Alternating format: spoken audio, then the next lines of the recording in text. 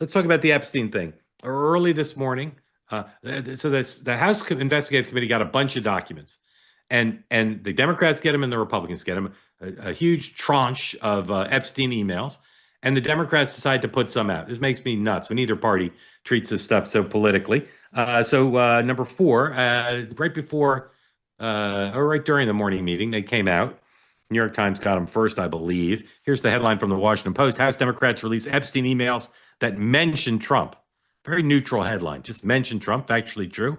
One email said President Trump had, quote, spent hours at the home of the disgraced financier with a sex trafficking victim.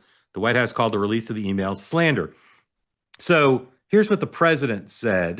Number five, he says the Democrats are bringing this up, trying to bring up the Jeffrey Epstein hoax again. Still don't know what he means by the hoax, but because they'll do anything at all to deflect on how badly they've done on the shutdown and so many other subjects. Only a very bad or stupid Republican would fall into that trap. The Democrats cost our country $1.5 trillion with their recent antics of viciously closing our country, while at the same time putting many at risk. Are we still talking about Epstein? No, not yet. And they should pay a fair price. There should be no defections to Epstein on anything else. Deflections, sorry.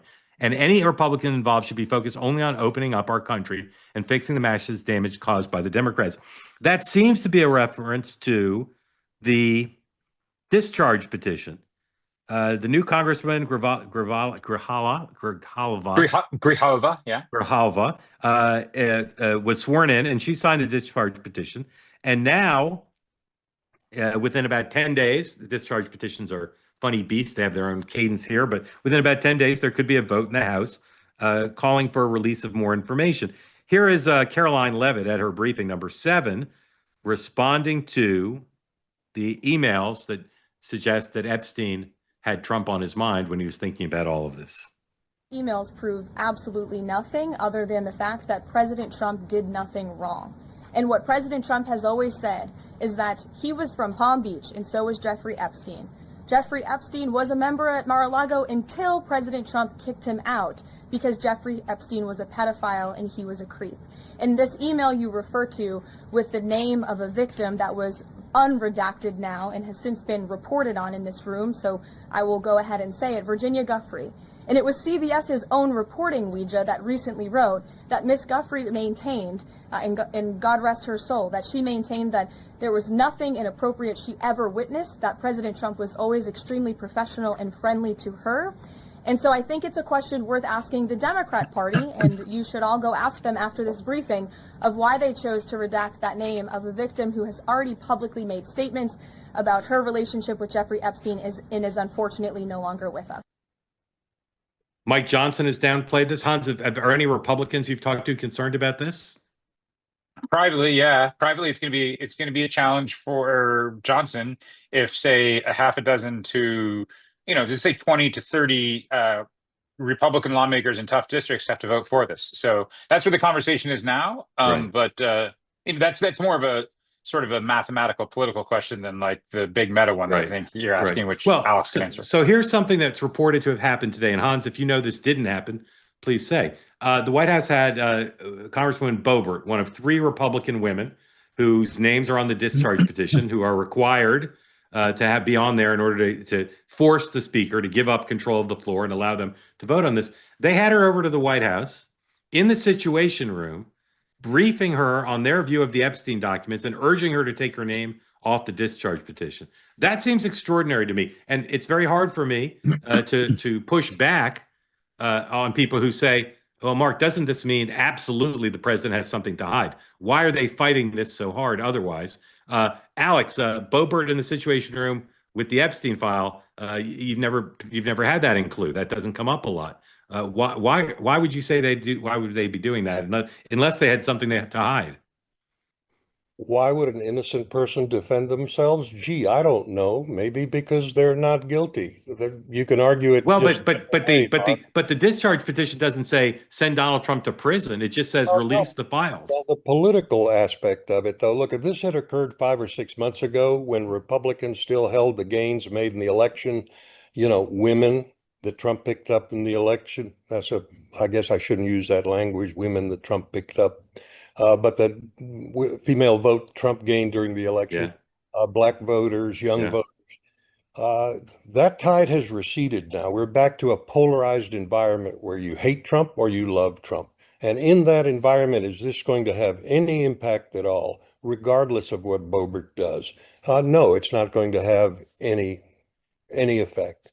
Hans, why are they have her in the situation or in briefing her to deter her to take her name off it? Like, what's that about? Let me answer your first question. I haven't been able to confirm that, but I Yeah. haven't gotten real firm pushback. There's also an attempt by the White House to reach out, or the president, to Nancy Mace to get her name. She's one of the others off. Yeah. We haven't confirmed that. I don't have an answer for you. Like, they obviously don't want this out, right? I mean, we've seen the kind of headlines that it's generated.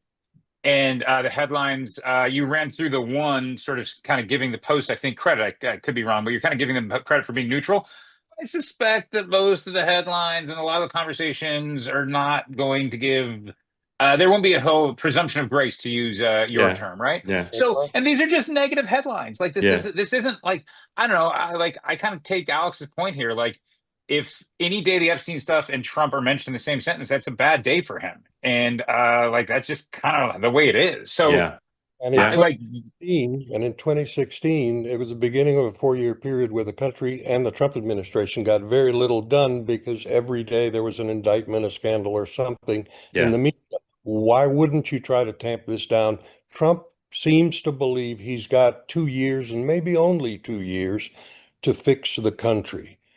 So for the next year, if he can keep the plate clean of issues like this and work on, foreign policy gains, getting the economy going, which is what he most needs to do for the midterms, then try to suppress this dialogue and put the spotlight back on the work that needs to be done.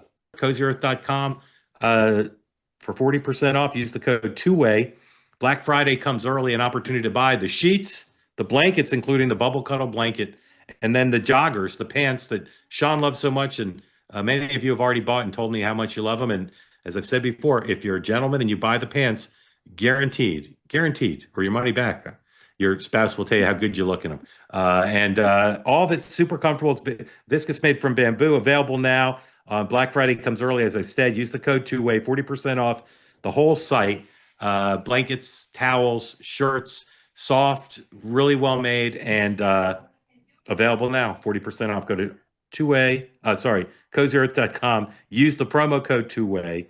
Wrap the ones you love in luxury with Cozy Earth. And for the price, you'll be surprised at how luxurious it is, I think, because it's very affordable, particularly with 40% off. They say that something that's easy is like a walk in the park. Well, easier than a walk in the park, hit the subscribe button, be part of the two-way community, never miss an episode, be part of our conversations. Thank you for your service to America. And don't forget, you can now listen to the Morning Meeting and Two-Way Tonight on Apple, Spotify, or wherever you get your podcasts.